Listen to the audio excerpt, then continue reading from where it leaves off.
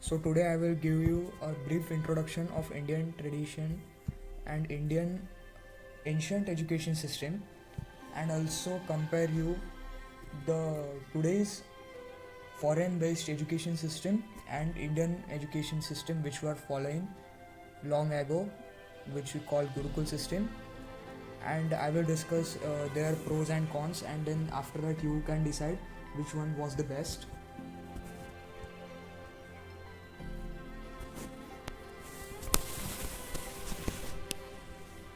So starting with the introduction to Indian educational system. So before times India was having a Gurukul system which was way more capable of providing quality education rather than quantity education, what today's education business industry is growing upon. So today's education industry is rather more focusing on money minded rather than quantity development of students.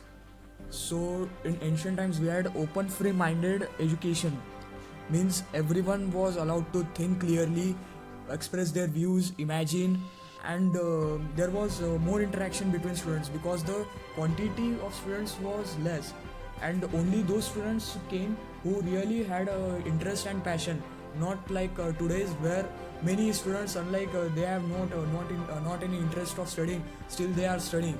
So in ancient times this was not the case. Only those came who really wanted to grow their life, who wanted to had the desire to means gain the knowledge from their guru, and there was much respect for the gurus and they for it. So we had a Gurukul system.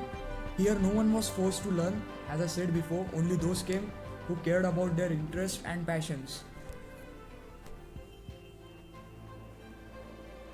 So in India we had festival to thank our guru. So in the occasion to thank our gurus, we celebrate Guru Purnima every year, and we take blessings from our gurus to succeed in further life.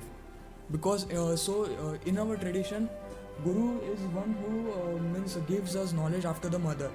So mother is the first guru, and after that where we learn and gain knowledge, that guru is most important.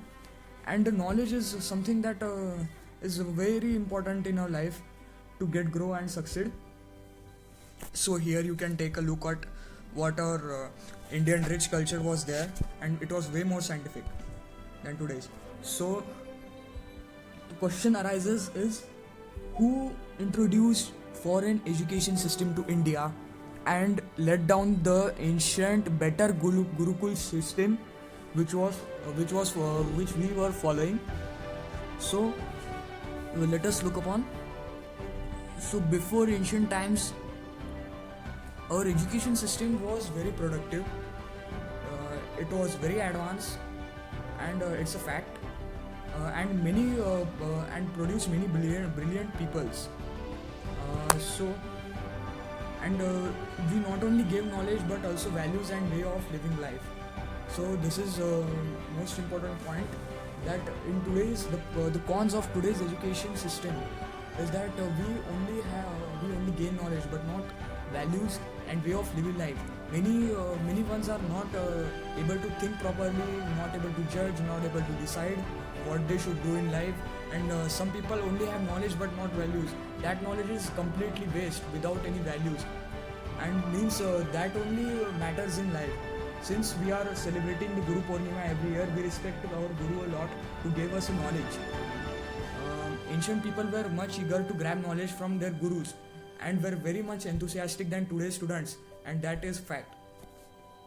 That's why the ancient Gurukul system was better and everybody liked it. It was environmental friendly, natural, open, and very means it was very joyful, jolly system which everyone would love to go and enjoy.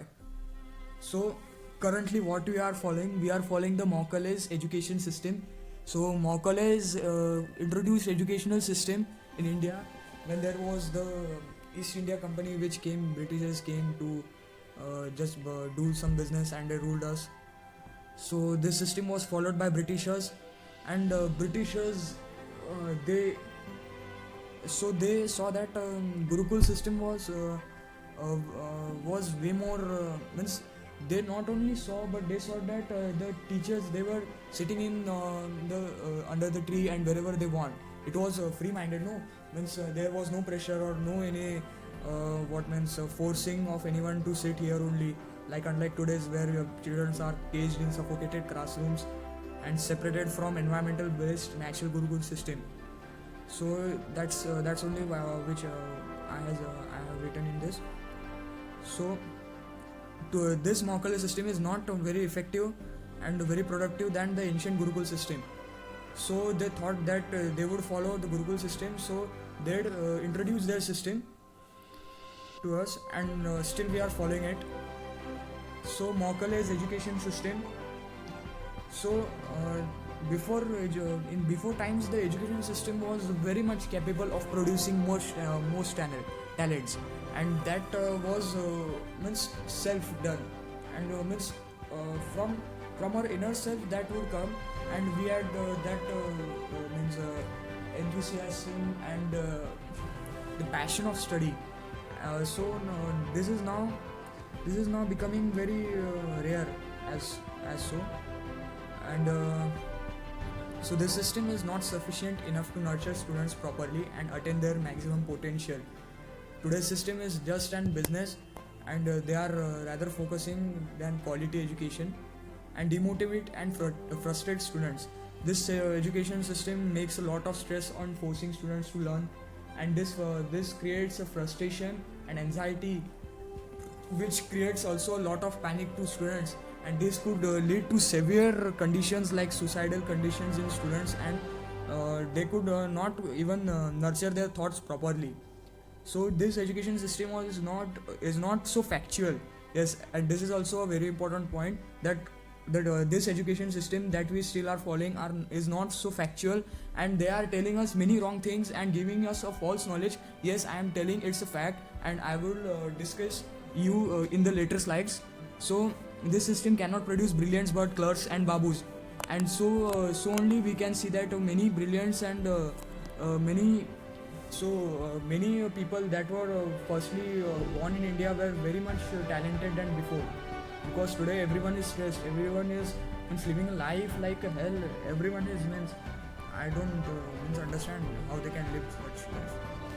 So comparing with the today's and ancient system, students were stress free, they were not depressed, they enjoyed their life, they learnt a lot, and they took it as a responsibility. They did not take as a career, or they did not take as a something.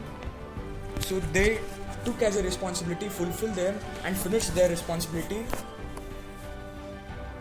and they feel very much about that, good about that they have done it. Although the education was difficult earlier, yes, and earlier education was difficult, still they learnt it with very much interest, and today still we have so much problems in facing studying issues. Like many of students have still join tuition coaching classes, or need any tutor to train them. Some are not some are becoming very lazy to just they want anyone to help them. So we are facing this lot of studying issues today in today's generation, which were not happening in ancient times. Ancient science was more about truth and facts, unlike today's, where the facts and figures were keep changing. And this is a truth where we are discussing the same topic, we are coming with more and more amendments in that topic. We are changing constantly, keep changing facts and figures about it, and we are constantly giving. Today's knowledge is not so sustained. It is not so stable as and factual and truth about the what we gave in the ancient times. So this is just an example about what was the comparison between Indian and foreign based education. So Indian education, as I told, was way more factual than today's, and and discuss only about truth, not myths. So Indian rishis, today so-called scientists, were very precise. They talked the truth, unlike the foreign scientists, which had arguments and finally came to conclusion. So I would discuss this in later slides. Example, the idea of proton, electron and neutron was based by Maharishi Kanad, which was an Indian rishi, and he proposed it first and without any amendments. It is still on the fact that he has said, which told that and he told that the atom was indivisible and smallest particle, and named it as Parmanu, which translated in English as atom. So here you can see the image of Maharishi Kanad, who is seeing the atoms, nucleus and proton, electron, neutron. He was the first one to imagine the atom, the Parmanu, which is the smallest indivisible particle. Foreign scientists may face many difficulties in proposing atomic model, which failed many times, like Thomson pudding model. So you may have learnt that the foreign scientists tried a lot and finally came to the conclusion of the atomic model which they proposed. So there were many scientists who proposed the atomic model and showed that their ways of thinking that atom would look like that and this. So first one was the Thomson pudding model, which was just like a watermelon, where pudding. So you can compare pudding just like a watermelon, which in the red part he says that the atom is mostly covered by the positive charge nucleus. Yes, and the other small means seeds which are containing in the watermelon are just like an electrons. So to imagine it, you can consider like a watermelon in which red part is the positive nucleus and the black part is the electrons. So this was a very funny and very illogical sense of giving an atomic model, which was rejected then. So Rutherford also postulated that atom considered a small dense and positively charged nucleus around which electron orbited in circular rings. So this model was also rejected because he did not clearly stated the electron spins and etc.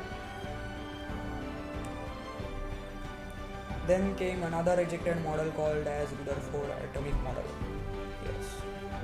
In India, we had only proposed one model, and that was the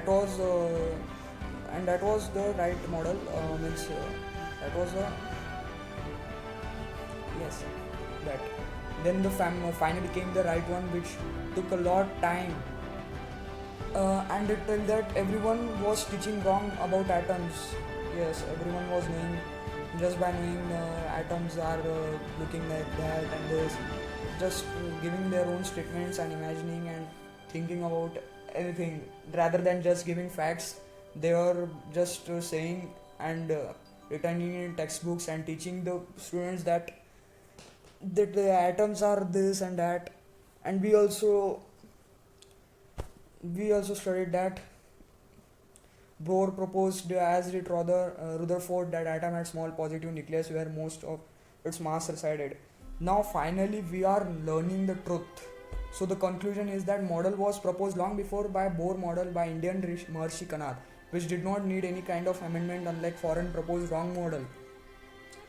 So from here you can conclude that Vedic science was not about myth, unlike the today's pseudoscience, which gives wrong information, wrong knowledge about many things, and there are many topics that are still undercovered in that, and I would cover in the future topics also. So our Vedic science was very much about facts and truth, rather than the today's knowledge and modern science, which we called is not the modern science, it is the pseudoscience.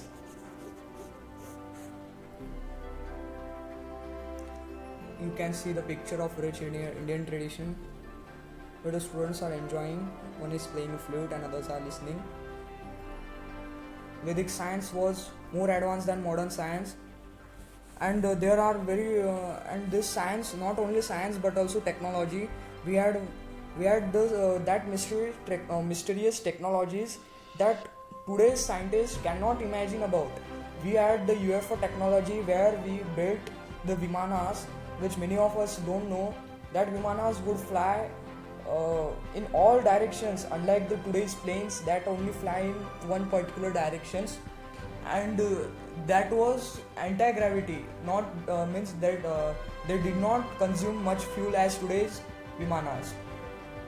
Vedic science was very genuine, authentic, resourceful, helpful, and it's a fact that I am telling that to compete today's modern science, it would take millions of years to reach modern science to realize the fact that Vedic science is only the true which discuss the facts. It is the most helpful, resourceful, and authentic one, and which everyone should follow right now. And I think that we should leave that Mockler's education system.